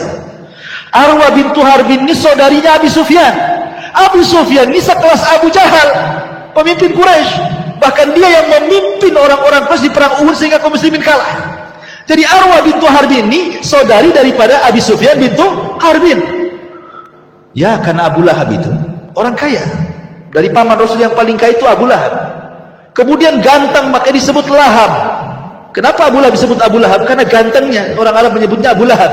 Lahab itu artinya cahaya yang keluar dari api, saking gantengnya. Ya. Jadinya Abu Lahab itu juga dapat istri, bukan orang sembarang kan, bukan wanita kaleng-kaleng kan gitu ya. Tentu wanita pejabat juga ya kan, menikah. Jadi Abu Bakar dikejar, ngapain tuh Arwa bintu Harbin mau kesini wahai Rasul? Biarin aja, biarin. Engkau akan lihat sendiri. Ketika sudah sampai di depan Rasul, Allah butakan matanya. Nabi di depannya enggak kelihatan. Kata Arwa bintu Harbin, ya Abu Bakrin, aina sahib? Mana kawan? Abu Bakar lirik-lirik Rasul. Rasul yang ngasih tanda saja. Ya. Kok gak bisa lihat depannya, kok gak nampak dia? Ya. Kemudian kata Abu Bakar, masya'nuki ya Ummu Jamil, mau apa kau mencari temanku? Maksudnya Rasulullah SAW. Maka dia mengatakan, balagani, katanya, telah sampai kepadaku, katanya kan, bahwa dia mencela suamiku. Kemudian dia membacakan bait syair, mudhammaman asaina wa amrahu qalaina ila akhir syair. Dia menyebut Muhammad itu menjadi muzammam. Muhammad itu artinya banyak pujian, muzammam itu banyak celaan. Aina muzammam? Mana muzammam? Katanya. Sambil pegang batu. Kata Abu Bakar, mau apa kamu itu? Kata Ummu Jamil Arwa bintu Habib, "Lau ra'aituhu la aqamnahu bihadzal hajar fa." Kalau aku lihat akan ku lempar batu ini di mulutnya, katanya. Kurang ngajar dia, katanya. Terus pergi. Ya. Kata Rasulullah, lihat wanita itu, wahai Abu Bakar. Dia tidak sedang mencela, dia tidak menyebut Muhammad tapi muzammam, katanya. Siapa muzammam itu? Namaku kan Muhammad, katanya. Dia salah orang, katanya. Harusnya dia Muhammad. Saya kan bukan muzammam, saya Muhammad, katanya. Muhammad itu banyak pujian, muzammam terbalik, banyak celaan. Dia salah orang, katanya. Biarkan saja, katanya. Allah sudah buntangkan matanya, katanya. Dan itu awal Abu Bakar menyaksikan mukjizat Nabi. Ya, nggak bisa kelihatan, itu mukjizat. Ya, jangan seperti orang dulu kalau ingin punya ilmu nggak kelihatan, maling pocong apa? Kali Jumat, tali pocong, ya kan? Nah, siapa yang mati nyari Jumat, digali, ambil tali pocongnya, nanti taruh diikat di kepalanya, nanti nggak nampak itu. Syaratnya telanjang, katanya. Iyalah, orang nggak nampak nggak boleh ngomong. Kan gitu. Tapi masyarul muslimin yang dimuliakan Allah Azza wa Jalla. Intinya bahwa akhirnya kemudian permusuhan Abu Lahab dengan Ummu Jamil luar biasa kepada Nabi. Ya. Bahkan Ummu Jamil ini sampai dia ambil kalungnya untuk dijual. Ya. Dijual untuk apa? Biaya menyebarkan hoax. Jadi dia, karena kan teman-teman mamanya banyak kan, jadi ngerumpilah di teman-teman mamanya itu, ngadu domba sana sini, makanya disebut hammalat al-hatab. Ya, ngadu domba ke sana kemari. Jadi kalau Ummu Jamil menyakiti Rasul dengan lisannya, dengan cara menyebarkan hoax, kalau Abu Lahab dengan fisiknya, naruh kotoran di depan pintu Nabi, ya, sampai ketika Rasul sallallahu alaihi wasallam melihat setiap hari ada kotoran di pintu rumahnya, Rasul mengatakan, apakah begini akhlak Arab, wahai saudara-saudaraku, katanya. Datang Hamzah, belum masuk Islam Hamzah itu, masih kafir, mendengar bahwa banyak kotoran di rumah pintu Rasul, dan itu dilakukan oleh pamannya. Abu Lahab marah dia, walaupun dia masih musyrik. Dia datang ke rumah Rasul, diambilnya kotoran, dicarinya Abu Lahab. Ketika sudah ketemu, diletakkan di kepalanya, katanya. Kemudian mengatakan, hei Abu Lahab, kau jangan macam-macam dengan ponakanku si Muhammad, karena aku sudah mengikuti agamanya. Padahal belum, dia pura-pura saja supaya ingin membela Rasulullah SAW, karena sudah keterlaluan di bukan akhlak Arab ini. Jadi sampai seperti itu, akhirnya justru kata-kata itu menjadi sebuah kebaikan. Akhirnya Hamzah masuk Islam, kan itu. Makanya kalau kita mengatakan sesuatu terkadang jadi doa. Katakan yang bagus-bagus, jadi doa. Seperti memang contohnya ibunya saya Sudes, gitu ya. Pernah saya ceritakan, saya Sudes itu kan kecil-kecil nakal dia. Ya namanya anak-anak remaja kan nakal biasa. Nah, jadi kalau sudah nakal itu ibunya sudah pening kepala, apa katanya? Hei saya Sudes, daripada kau nakal ke Masjidil Haram sana, mudah-mudahan jadi imam kau di sana. Itu aja yang diucapkan. Kalau nakal lagi ibunya ngomong gitu lagi. Kalau nakal itu lagi diucapkan. Jadi tidak pernah mengucapkan kalimat ini kecuali izhab ilal haram. Kau pergi ke haram, mudah-mudahan kau jadi imam di situ. Akhirnya ucapan seorang ibu yang soleh. Jadi kenyataan siapa yang tidak kenal Imam Sudes? Ya, jadi Imam Masjidil Haram tuh sampai sekarang siapa yang tidak kenal, satu dunia kenal Imam Sudes. Jadi kita pun sama, kalau punya anak nakal itu sana ke Al-Fajri itu, gantikan Pak Imam tuh. Nanti kegantikan betul. Artinya kan mudah-mudahan jadi gini, ini enggak mati aja kau katanya. Toto ketabrak mati betul. Ya. Jadi jangan sampai kemudian seseorang itu mengucapkan kalimat buruk apalagi ke anak itu. Nanti jadi kenyataan. Baik, kembali. Akhirnya kemudian permusuhan terus sampai pada waktunya. Akhirnya kemudian Nabi SAW betul-betul diperangi oleh orang-orang kafir Quraisy. Tampillah Abu Jahal, tampillah Umayyah, tampillah kemudian Al-Walid, macam-macam musuh-musuh Nabi SAW. Akhirnya mulai menyakiti Rasul. Ya, terlalu panjang kalau saya ceritakan. Intinya bahwa mereka melakukan permusuhan kepada Nabi SAW. Sampai akhirnya mereka dengan cara lembut tidak bisa, dengan cara kasar tidak bisa, balik lagi ke lembut tidak bisa. Akhirnya mereka memutuskan untuk membunuh Nabi. Mereka ngomong kepada Bani Hashim, serahkan Muhammad kepada kami biar kami bunuh. Kata Bani Hashim, tidak, kami tidak akan menyerahkan orang kami. Kalau begitu kalian akan kami keluarkan dari Quraisy, dari Mekah, dan kami akan boikot semua makanan, tidak ada yang sampai kepada kalian. Kalian tidak boleh bicara dengan kami, kami tidak akan bicara dengan kalian. Wanita kalian tidak boleh menikah dengan laki-laki kami ataupun sebaliknya. Begitu semuanya diketatkan sehingga terjadi kemudian hisar, boikot selama 3 tahun, sampai orang-orang Bani Hashim ini saking kelaparannya makan daun karena tidak ada makanan masuk. Dari situlah kemudian harta Khadijah habis, harta Nabi habis, karena untuk memberi makan Bani Hashim yang ketiga terjadi pemboikotan 3 tahun lamanya.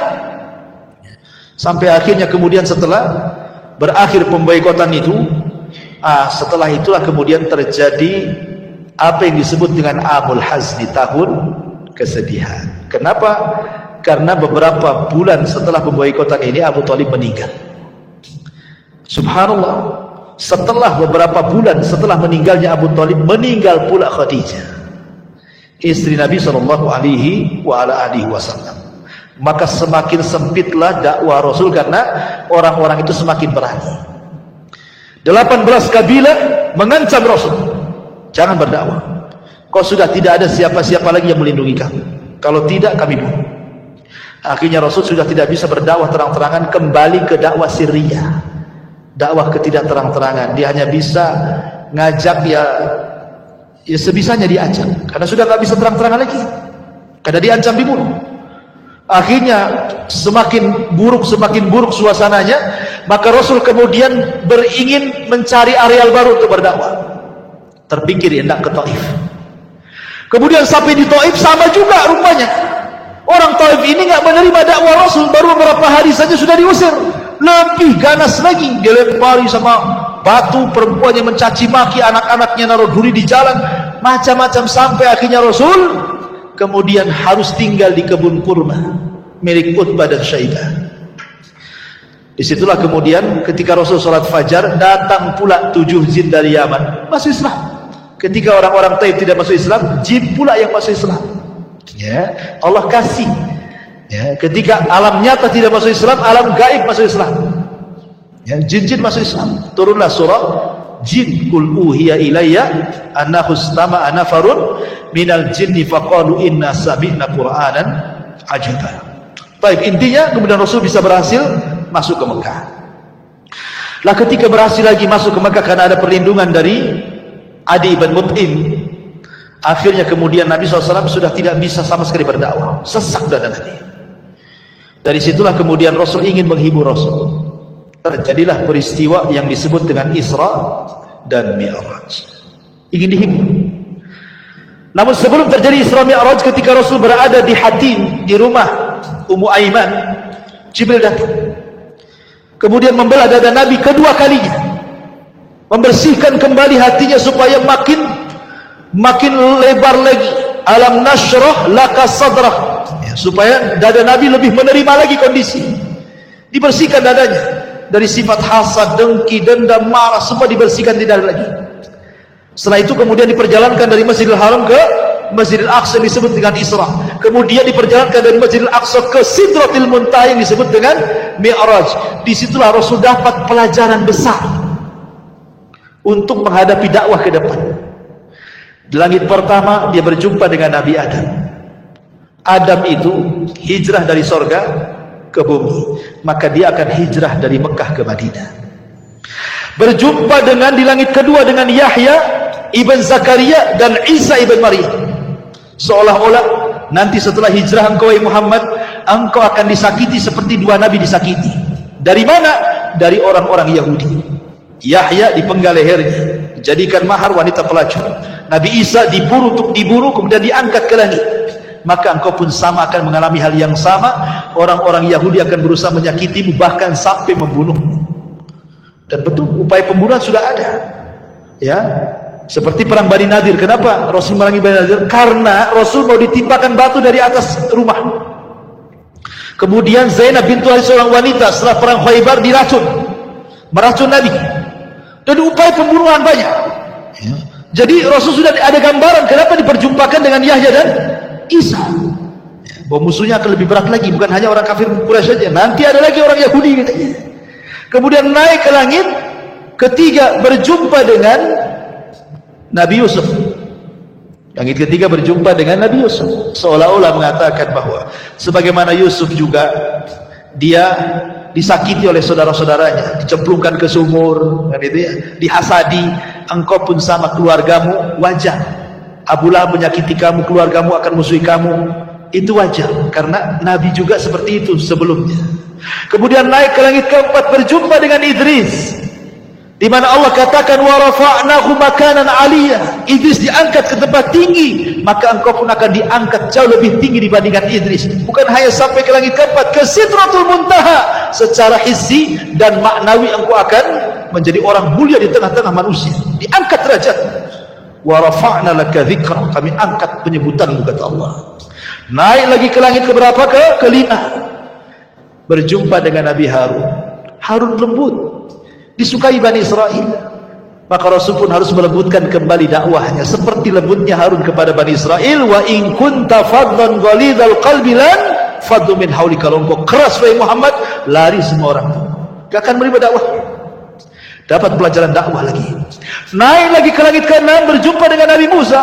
Nabi Musa itu orang yang paling sabar dengan Bani Israel, maka Rasul pun harus sabar menghadapi umatnya, ya, dapat lagi kesabaran. Naik lagi ke Ibrahim alaihi salatu wassalam, ke langit ke-7. Kata Rasul, tidak ada nabi yang mirip wajahku kecuali Ibrahim. Sebagaimana Ibrahim membangun Ka'bah di bumi, maka dia bersandar di Ka'bah malaikat Baitul Ma'mur sambil dikelilingi anak-anak kecil. Al-jaza min jinsil amal. Dan Nabi SAW pun akan meneruskan perjuangan Ibrahim dengan memakmurkan Ka'bah dan membebaskan kota Mekah. Jadi Isra Mi'raj ini pelajaran besar. Yang tadinya Rasul sesak dadanya gitu ya, turun daripada Isra Mi'raj, semangat lagi dia. Tidak ada, nengok para nabi aja lebih daripada saya. Makanya Allah mengatakan fasbir kama sabar ulul azmi minar rusul. Sabar kau Muhammad sebagaimana sabarnya ulul azmi dari kalangan Rasul sebelum. Jadi dapat vitamin baru nih Isra Mi'raj ini. Maka semangat Rasul. Lah kebetulan 1 tahun sebelum hijrah, atau mungkin 2 tahun sebelum hijrah, datanglah orang-orang Madinah dari kabilah Khazraj yang haji ke Mekah. Ketika Rasul sudah tidak bisa mendakwai penduduk Mekah, rupanya berjumpa dengan orang-orang Ansar, 12 orang dari kalangan orang-orang Khazraj, semua masuk Islam. Kemudian mereka berjanji akan datang tahun depan. Maka terjadilah pembaiatan yang kedua yang disebut Bai'ah Aqabah yang pertama, yang hanya 12 orang. Kemudian terjadi pembaiatan yang kedua, orang-orang Madinah datang ke Mekah yang berjumlah 73 orang. Dan ketika itu Rasul mengutus Mus'ab bin Umair, kutus kau ke Madinah berdakwah di sana. Akhirnya Mus'ab berhasil mengislamkan para pembesar di Madinah, tersebarlah Islam di mana-mana. Lah ketika sahabat mereka hijrah ke Habasyah 2 kali, ya kan? Maka Rasul mengatakan Allah sudah mengizinkan aku untuk hijrah dan Allah sudah menentukan tempat untuk hijrah. Maka semua yang ada di Mekah hijrah ke Madinah, semua yang ada di Habasyah pulang gabung ke Madinah. Nah, terjadilah hijrah pertama Rasul. Yang sebelumnya sahabat sudah hijrah ke Habasyah, tapi ini pertama Rasul hijrah dari Mekah. Bayangkan Nabi SAW ketika hijrah itu usianya berapa tahun? Diangkat jadi Nabi saja 40 tahun. Kemudian Rasul tinggal di Mekah ketika diangkat jadi Nabi dan Rasul 13 tahun. Berarti Rasul itu ketika hijrah usianya 53 tahun. Sudah tua 53 tahun. Tidak pernah meninggalkan kota kelahirannya, tiba-tiba diusir. Coba anda bayangkan, kita diusir dari Indonesia, dari NKRI, disuruh kemana? Kayak orang-orang atau apa itu Myanmar tuh ya. Kan kita lihat tuh orang-orang saudara-saudara kita Muslim dari Myanmar kan yang diusir itu sampai tenggelam-gelam di kapal tuh kan, ya, apa Muslim Uighur tuh kan. Coba bayangkan gimana rasanya diusir dari negerinya kan itu. Makanya Nabi SAW kemudian sebelum hijrah dia naik ke atas gua, ke Gua Hira, ya, kemudian dipandangnya Mekah. Dia mengatakan, wahai Mekah, engkau tempat yang terbaik dan suci. Kalau bukan karena kaumku mengusirku, aku tidak akan tinggalkan kamu, katanya. Itulah wasiat Rasul. Rasul berangkat ke Madinah. Disinilah era baru. Dan inilah kisah kedua hijrah Rasul, berada di bulan Rabiul Awal, pertengahan kisah kelahiran hijrah. Kemudian Rasul hijrah ke Madinah. Lah di kota Madinah ini karena sudah banyak pendukungnya, maka Nabi SAW pertama kali datang ke kota Madinah, apa yang dilakukannya? Membangun Masjid Quba. Pondasinya dulu, kemudian setelah beberapa hari berangkat ke Madinah. Di perjalanan dia singgah, karena kebetulan hari Jumat, akhirnya Rasul melaksanakan Jumat pertama kali di tengah Quba dan Madinah. Sampai di kota Madinah, dia bangun masjidnya. Ini disebut dengan Masjid Nabawi. Dan itulah masjid terbaik setelah Haram, kemudian setelah Nabawi adalah Aqsa. Kata Rasul, la tushaddu rihal illa ila salasati masjid. Tidak boleh safar niat ibadah kecuali ketiga masjid: Masjidil Haram, Masjid Nabawi, dan Masjidil Aqsa. Apa yang dilakukan Rasulullah SAW? Kenapa membangun masjid?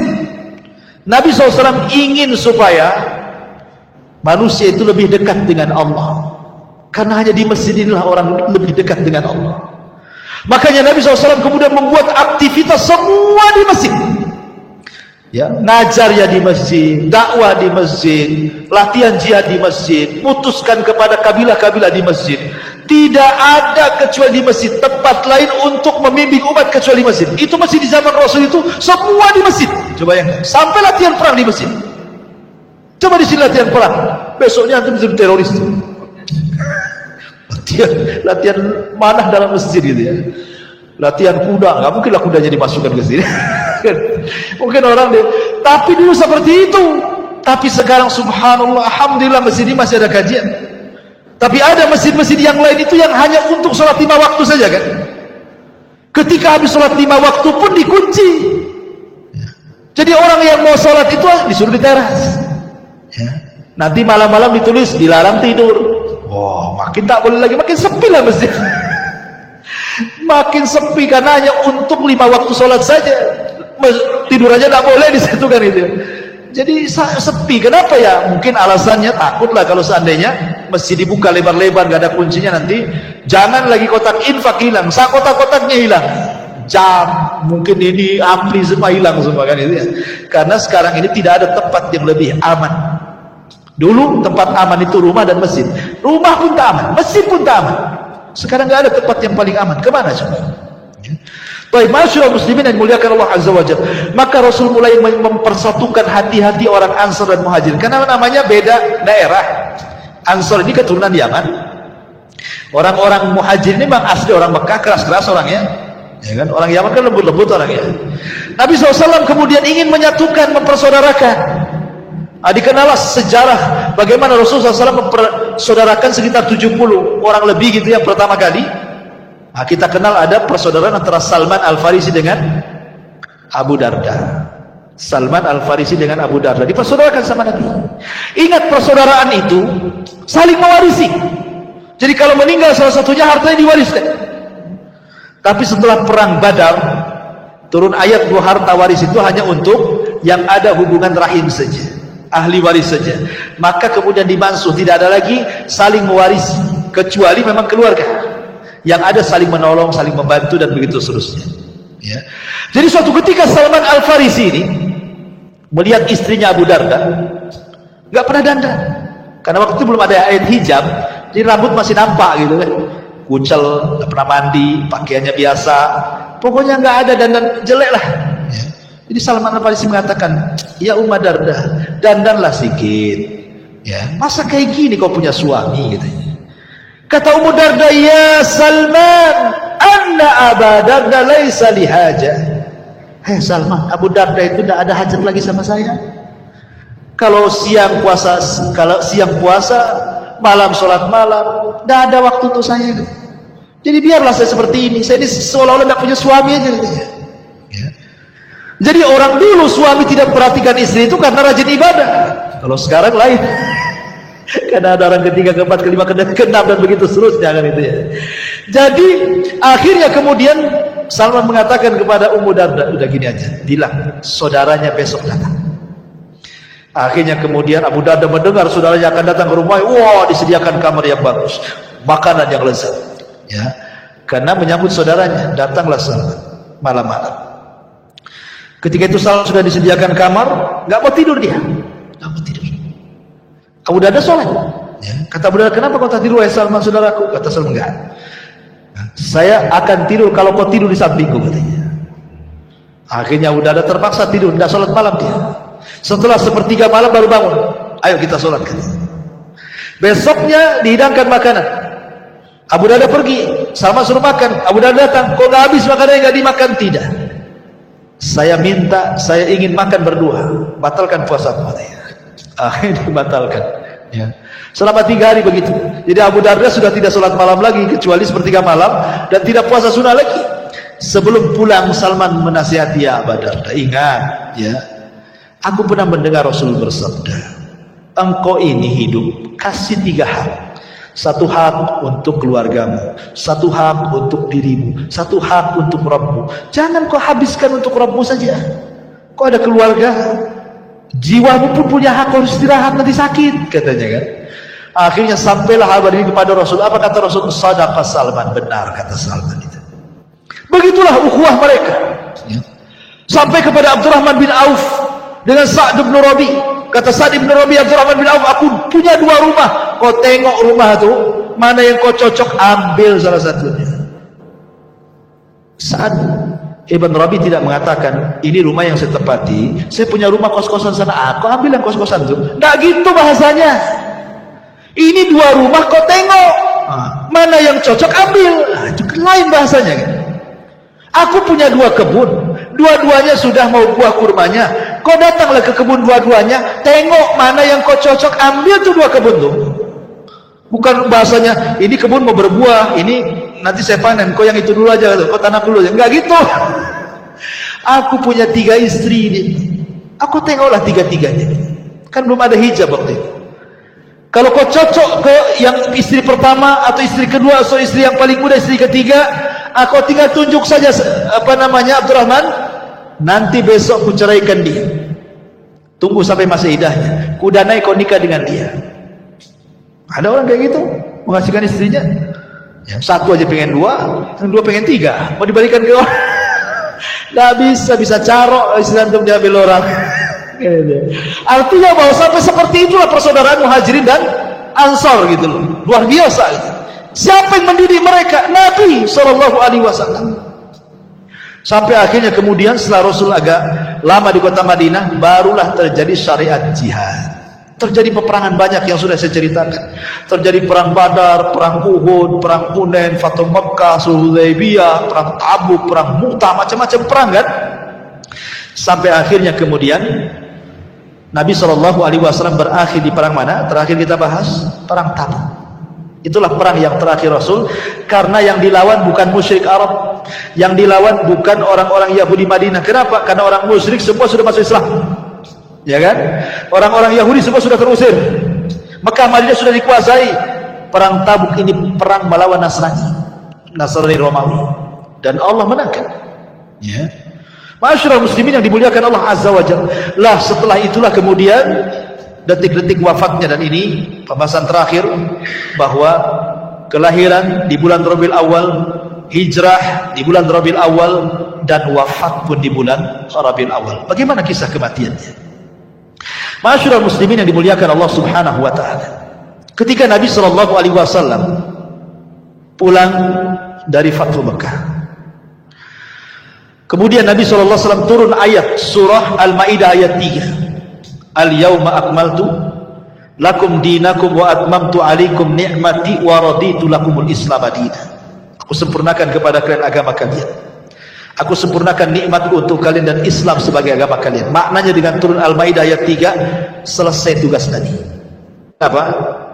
Selesai. Rasul sudah menyampaikan risalah semuanya. Agama sudah sempurna. Apalagi yang mau ditambah? Makanya kemudian Nabi SAW beberapa hari sebelum wafatnya, Nabi mengajak para sahabat untuk berziarah ke kuburan Uhud, ke kuburan syuhada Uhud. Rasul ingin katakan kepada para sahabat, kalaulah bukan karena Allah kemudian mereka, kalian tidak akan seperti ini sekarang. Rasul tidak pernah melupakan jasa orang. apalagi sudah meninggal dan sangat berjasa. Ya Rasul mengajak para sahabat ke kuburan Uhud. Kalau bukan karena Allah, kemudian mereka nggak mungkin Mekah jadi negara Islam, Madinah jadi negara Islam, semua orang masuk Islam.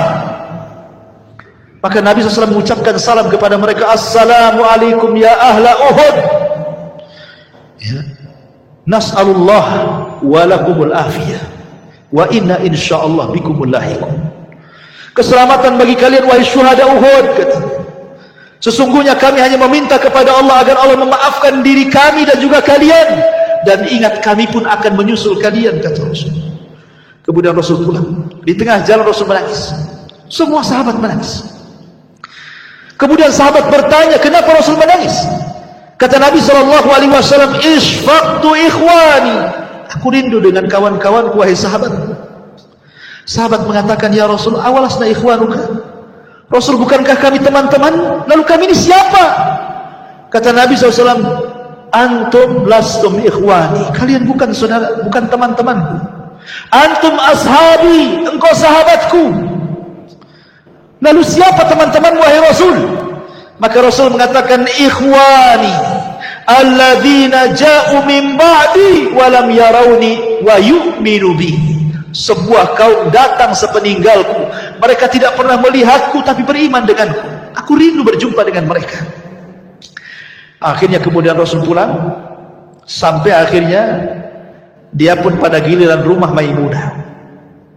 Disitulah mungkin semakin parah sakit Nabi SAW akibat racun yang pernah dimakannya. Sakit parah Rasul. Kemudian Rasul mengatakan kepada Maimunah, wahai Maimunah, kumpulkan istri-istriku yang lainnya, kumpulkan. Kemudian berkumpul istri-istri Nabi SAW, mengatakan, kata Rasul, sudikah kalian kalau seandainya malam-malam terakhirku bersama Aisyah? Kata istri-istrinya, silahkan wahai Rasul, keputusanmu ada di tangan.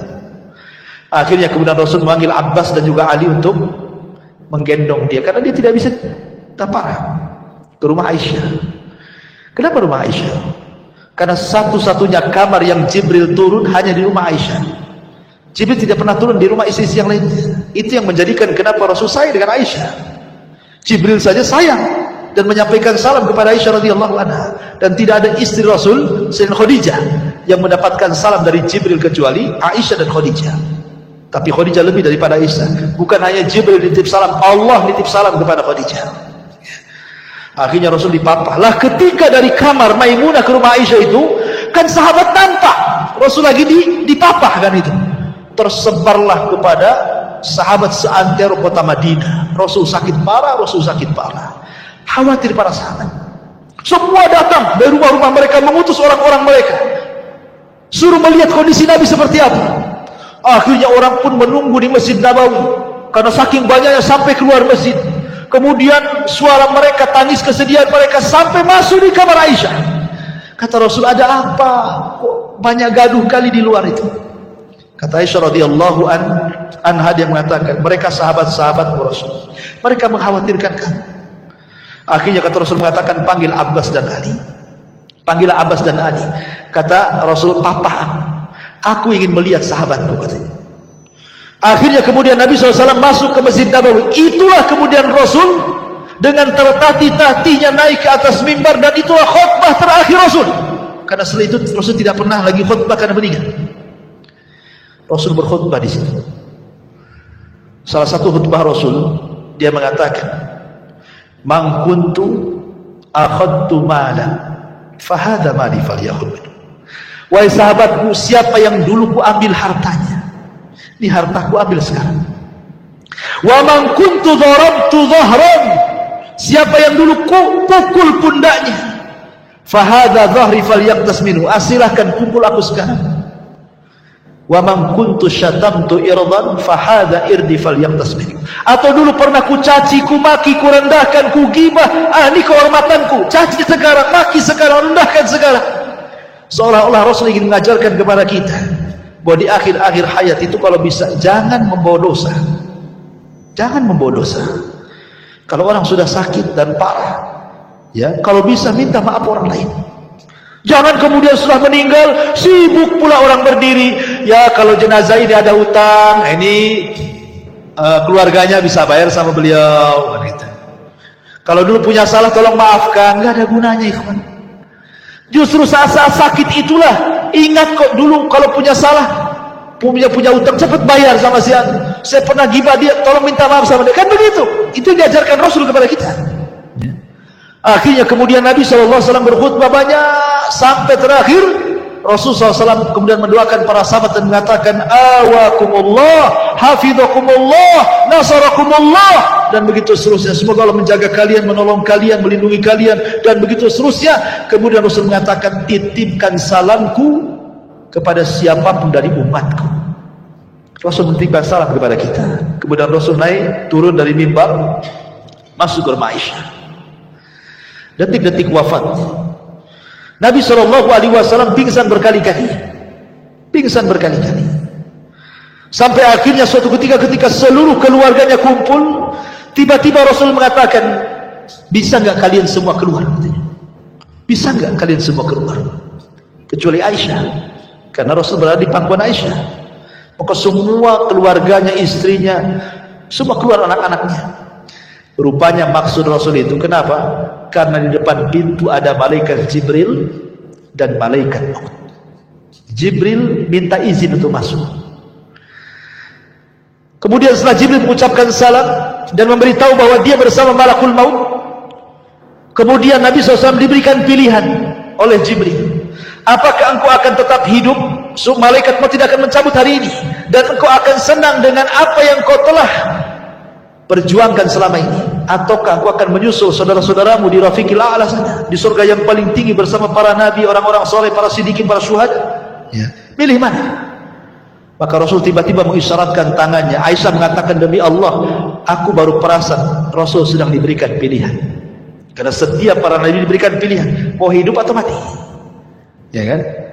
Makanya kemudian Rasul menunjukkan sampai ke atas begini, ila rafiqil a'la, ila rafiqil a'la, kata Rasul. Saya memilih ke atas, saya memilih ke atas. Maknanya milih meninggal. Karena apa yang di sisi Allah lebih baik dibandingkan di dunia. Ya. Maka Rasul mengatakan, ala wa inna lil mauti lasaqarat. Ingat, pada kematian itu ada rasa sakaratnya, ada rasa pedihnya, ada rasa sakitnya. Rasul merasakan sakit luar biasa, melebihi manusia biasa saat kematiannya. Tapi tentu maksudnya adalah rasa sakit yang diderita seorang mukmin saat kematiannya boleh jadi itu akhir menggugurkan semua kesalahannya. Tapi rasa sakit orang-orang kafir saat meninggal boleh jadi itu awal adab bagi dia. Ya. Makanya Nabi SAW kemudian terakhir mengucapkan as-salatu salah wa ma malakat aymanukum. Jaga oleh kalian semua, jaga oleh kalian semua, dan hamba-hamba sahaya kalian, tolong lindungi mereka, jangan zalimi pada mereka. Itulah ucapan yang terakhir yang diucapkan Nabi SAW. Kemudian dia mengucapkan tahlil la ilaha illallah. Kemudian setelah itu Nabi SAW meninggal dunia tepat pada hari Senin tanggal 12 bulan Rabiul Awal tahun 11 Hijriah. Rasul meninggal dunia. Aisyah radhiyallahu anha melihat kematian suaminya berada di pelukannya. Dia tidak bisa bergerak. Apa yang harus dikatakan kan begitu? Dia sudah meninggal. Sehingga Nabi SAW, Aisyah hanya berusaha berteriak, mata Rasulullah, mata Rasulullah. Rasul sudah meninggal, Rasul sudah meninggal. Maka orang-orang yang di samping pintu masjid yang dekat dengan suara Aisyah itu langsung berteriak, mata Rasulullah, mata Rasulullah. Akhirnya semua mengucapkan kalimat itu. Setelah betul-betul mereka mengatakan bahwa Rasul sudah meninggal, semua seperti orang tidak sadar. Ali tidak sanggup berdiri, Utsman tidak sanggup berdiri. Aneh-aneh kelakuan para sahabat. Umar pulang ke rumahnya, ambil pedang, kemudian ngancam-ngancam orang. Siapa yang mengatakan Muhammad mati, ku penggal dia lehernya, katanya. Dia tidak mati. Dia sedang pergi 40 hari, nanti akan kembali matahkan tangan kaki orang munafik. Wah, semua sibuk para sahabat. Apa yang harus mereka lakukan? Kecuali satu orang yang tetap tegar. Siapa? Abu Bakar Siddiq radhiyallahu anhu. Datang Abu Bakar Siddiq radhiyallahu anhu menangkan Umar. Uskut ya Umar. Diam kau Umar. Ngapain kau teriak-teriak? Tapi Umar tetap aja teriak-teriak dia. Dia masuk ke ruangan Aisyah. kemudian melihat jasad Rasul yang sudah ditutup kain, dibukanya kain, diciumlah keningnya oleh Abu Bakar. Kemudian Abu Bakar mengatakan, tibta anta ya Rasulullah hayyan wa mayyitan. Sungguh indah engkau wahai Rasul, baik kau ketika hidup ataupun mati. Kemudian dicium keningnya, ditutup lagi. Kemudian dia keluar masjid. Dia masih melihat Umar lagi marah-marah, gak dipedulikan. Naik di atas mimbar Abu Bakar.